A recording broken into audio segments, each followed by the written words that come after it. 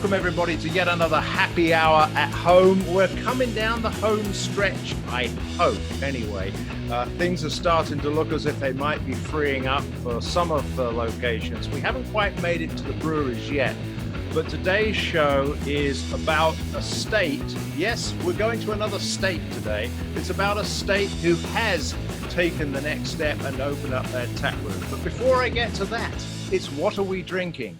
Mr. Ken McMullen, who is joining me today. Jay couldn't make it. Jay, I'm calling you Jay now.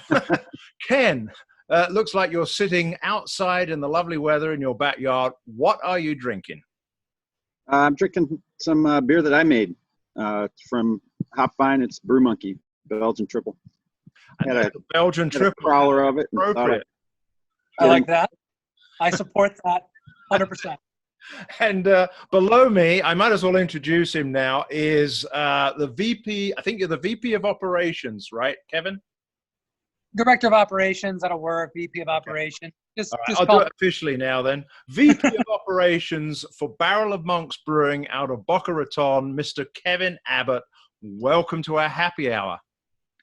Happy to be here. And I'm drinking Barrel of Monks Endless Enigma, which is our Belgian pale ale. It's one of the only beers that we do with American hops. We actually use some Amarillo hops here. And this is kind of the hoppiest thing that we do. We don't do very many hoppy beers as a Belgian brewery, but this is it. Yes, and I should say that you are a Belgian-style brewery. We came across you because you did a collaboration with Church Street Brewing, and you brewed Sister Abigail, which was a delightful Belgian double. That, I think, is all gone. I don't know if they've got any left. So I don't have a Belgian beer. So what I decided was I'm going to pull out something which is out of my... Ken's going to fall off his seat when he sees what it is. This is Church Street's Brucifer, which is their... hazy double India pale ale. And if you know me, you know I don't like hazies whatsoever. So I'm going to crack that open and pour that into my glass, and then I'll tell you how it is.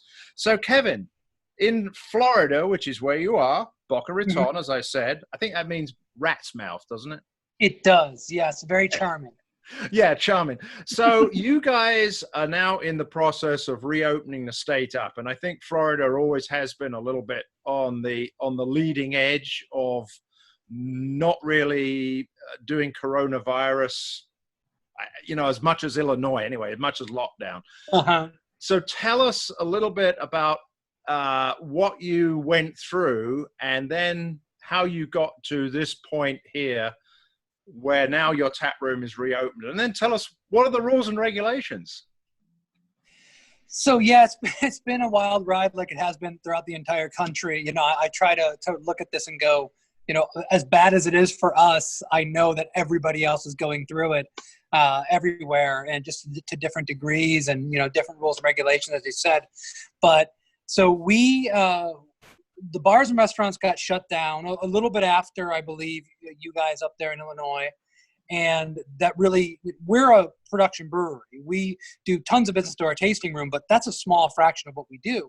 The vast majority of our sales are in distribution to bars and restaurants and retail outlets. So when the bars and restaurants started shutting down, we lost all of our sales. I mean, the vast majority of what we do completely went kaput. So that was a huge hit for us. So when they shut down the on-site consumption in bars, we went to a to-go only option.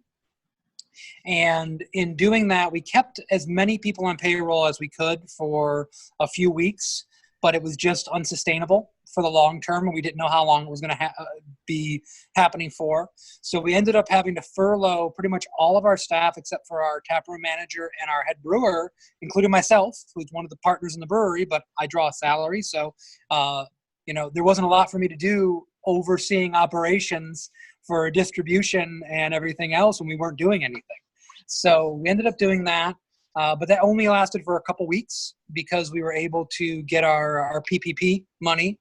The government money was able to bring back pretty much all of our staff, all of our salaried staff, our brewing staff, and our sales staff, and then even a couple bartenders. And then lo and behold, days later, 24 hours later, Florida opened up and we were able to open up our tap room. So right now we are open at 50% capacity for indoor seating. Unlimited capacity for outdoor seating, but they mandate 6 feet between tables for social distancing. I've got my mask right here around there, so everyone has to a wear Barrel of Monks mask. Very It is nice. a Barrel of Monks mask, yeah. Collector's items. Remember that 2 of my partners are radiologists, so we're in the medical community. So that's where we are right now. We were open for starting on Tuesday of last week. We have a food truck that supplies food, so we were able to get in there in the restaurant and the food service aspect of things. And thankfully, the first week we were open, 6 days, Tuesday to Sunday, we were only down about 5 to 7% from last year. So the people are definitely coming back. They want to support local. They want to come in. They want to drink beer. We're doing our best to be safe. We're sanitizing pens after each single transaction. And Eric, our tasting manager, has done a great job of kind of running the ship on that. And that's kind of where we are right now. And things are going to be changing almost on a daily basis, as we went from 25% occupancy last week to 50% occupancy this week. We don't know what's going to happen tomorrow, but it's nice to see some bodies in this brewery and start working again. So do you guys, are you wearing masks as you're serving? So all of our bar staff, we're running 3 bar staff every night. One kind of manning the indoor, one manning the outdoor, and the other one kind of like making sure we're not having too many people. We're counting heads to make sure we don't have too many people inside the bar. And yes, everyone is masked up, everyone's wearing gloves, and we're doing everything that's been asked of us to make sure that we're being as safe as possible, not just for our customers, but for our staff. We were doing everything possible to stay open as a business that was only doing to-go beer for a long time and doing the same thing. We left the door propped open so no one had touched the door coming in. We were masked up from day one when we had to close down for on-site consumption. And we've been kind of going from that and just following the lead of what's been asked of us. Yeah, I was going to ask you how it was going with people coming in, if the volume was what it was, but you already answered that. How about the demeanor of people? Are they pretty easygoing, or are some people kind of stressed out, or how's it been with the interaction between staff and guests? I'm actually the wrong person to ask in that means, because I don't work in the bar. I'm more of an office kind of person. From what I understand, and the social media, the messages on Facebook, it seems like everyone's excited to be out there. It's actually funny, as we're talking about this, Eric Sheffer, my tasting manager, is across the room from me, and he gave me the smooth hand gesture, basically saying that it seems like people are kind of handling it really well. Listen, people are really on edge, and there are a lot of people that are worried about this. We're still actually doing a good amount of business because we had to set up an online shop. Not only for people to be able to walk in and buy the beer to go, but an online shop so people could pre-order their beers and pick up the cases. And we were doing some delivery as well. And people are still taking advantage of that, even though we're open both for on-site consumption and for to-go. So I think everyone's taking it a little bit differently. We definitely had the people. Our first day back was last Tuesday, and it was packed. I mean, we couldn't have had any more people. We had all the tables filled. We had the maximum capacity for the indoor seating for safety. It was evident that people wanted to get out. Mm-hmm. And I think that we're still seeing some of that. I mean, it's been encouraging. Let's put it that way. Did all your staff come back? So we brought back pretty much all of our salary staff. So the brewery people in the back, and then our sales rep and that. We brought back 2 of our bartenders. We have a couple other bartenders, one of which decided not to come back because they're right now in a situation where they were a little bit worried about coming back to this environment, which we totally respect. And we said, absolutely, that's an important aspect of all this. So we brought back pretty much everybody. as of right now, and we're kind of reevaluating on a weekly basis of what the next step that we can do is for that. But we're really hopeful right now with, as I mentioned earlier, we are a distribution brewery.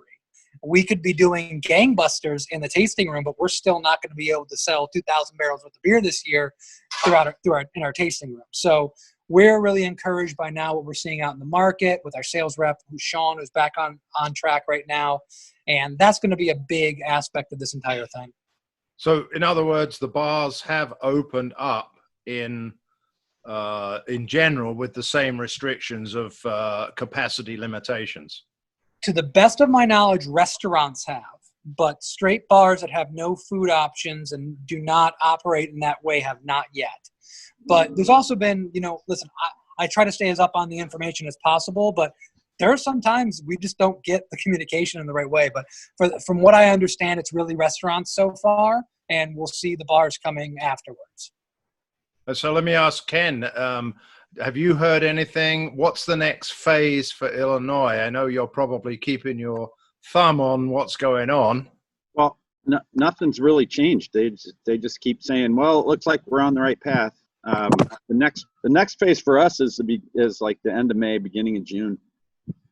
And that does not include restaurants or bars or brewery tap rooms. Well, I guess it's good that at least some parts of the country are doing okay. I'm going to assume that they're going to be continuing to monitor the data and the statistics to see if there's a surge in any of this.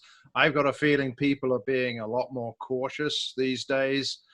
It's good to hear. By the way, what is 50% capacity for you? How many people? I think it's 63 or 67 people we can have inside the tap room. So, 30 people is probably where we're drawing the line right now. Is there a lot of shouting because they're a long distance apart? I'll have a beer, please. Well, we've suspended the bar service, so we're doing nothing but table service in general to kind of keep things at a minimum. And, listen, we're taking this thing seriously. I mean, two of my partners are radiologists. They're doctors. Now, they're not epidemiologists, so it's not exactly their field. But we understand the overall, repercussions of all this. Florida has been, we locked down later on. We didn't even really have a lockdown. We opened up early. Listen, I'm a brewer that became an operations guy. I don't know a lot about this, but I want to be as cautious as possible, and I want people to be as healthy. I also am in a situation where I've got a family member who may be immunocompromised and who's older, who's spending a lot of time with us. So I'm being very cautious about this, and that's one of the things that we've stressed to our staff. If you're not comfortable coming back, we're not going to hold it against you. We want to be able to pay you and do your thing, but we'll get somebody else to do it if you're not ready for it. So I don't know what the best way is. I'm happy that we're able to bring in some money. I'm happy that there are people that are hungry and want to come back and get the beer and support us. But we don't know. There could be a big resurgence, and we could all be back in the dark times 3 weeks from now. We don't know. So we're trying to make hay while the sun shines and try to plan for a prosperous future, while understanding that we just can't predict it. All right. Well, we also like to have a little bit of fun on these podcasts. This one has been very informative, but we would like to ask you a question, and that is, Kevin Abbott, will you show us your beer fridge, please? I'd be happy to. And actually, my beer fridge has been in the shop the entire time. Ho-ho! Yeah, that's called foreshadowing. I'm an expert at this. Wow, so, that's some beer fridge, ain't it there, Ken? Man, that's fancy. That's it right there behind you? Wow. So this is what we call the archive. We do a lot of vintage bottles because we do bottle conditioning and all that kind of stuff. So all of our beers, not all of our beers, but the vast majority of the beers are age-worthy, bottle conditioned. So we pull out at least a few bottles out of every single run, and this is everything on our vintage bottle list right now. So that's my beer. Wow. There's some good stuff in here. let's see right there. That's 99. That's a Belgian-style pale ale. We did with Warren Sapp, who's a Florida legend. We've got our Grand Cru. Oh, that's a terrible shot. Let's see what else we got in here. There we go. So yeah, so this is my beer fridge, and I've got some decent stuff in here. Some of the beers in here have been here since 2015. We have aging triple, quadruple, just a lot of specialty beers. I mean, that right there, right next to my head is our Pinot Noir Father Christmas, which is from 2018, released in 2019. This is actually one of the things that I'm most proud about when we have like our tours, is that I get to show our vintage beer fridge because our beers are so age-worthy, and it's a pretty cool thing. That's awesome. Hey, Kevin, what you have a Grand Cru coming out this year? We do. So every year we do a Grand Cru, and our Grand Cru is not a style. It's just a designation for like kind of a special beer. So the beer is never the same beer twice. It's always just the 4 base ingredients of a beer, right? It's water, it's malt, it's yeast, and it's hops. So we never do any extraneous ingredients, and it's never brewed twice. So it's only ever brewed one time. So we just did an Imperial Saison that we did for the Grand Cru this year. Last year was an Imperial Red, all Belgian inspired because we're a Belgian brewery. And it's really nice for me. You know, I've had some conversation with Phil over the years. We do some crazy beers. We do beer with, cherry and cocoa nibs, and we do beers with coconut and lime. But in general, we try to balance those flavors out well. But the thing I'm also most proud of is always the very traditional beers in general. So for me, the Grand Cru is kind of every year like our most special beer. It's sometimes not treated that way by the public because they always want the new crazy thing with as many descriptive words thrown in as possible. But the Grand Cru is always something I'm really proud of. And I'm really proud of this Saison. It's just really, really good. It's well balanced. At 10.5%, it's not hot. And I think it turned out pretty well. It comes out on Saturday. And Ken, if you remember in our tasting session back at Church Street, way back when we did the podcast, I can't remember, that was last year right now, we did try that Grand Cru that you happened to bring with you, the Imperial Red. So yeah, save me a bottle of this year's, will you? Yeah. No problem. Phil, you told me at some point you're going to get down here, and I know. That travel ban has kind of hurt that, but I look forward to seeing you and spending some time in this room in this fridge with you. Yeah, well, maybe we can come down and do a collaboration with Church Street, or maybe Ken can do a collaboration with us. There we go. Belgian, I have to tell you, his Belgian triple, his Brew Monkey is really damn good. I can tell you.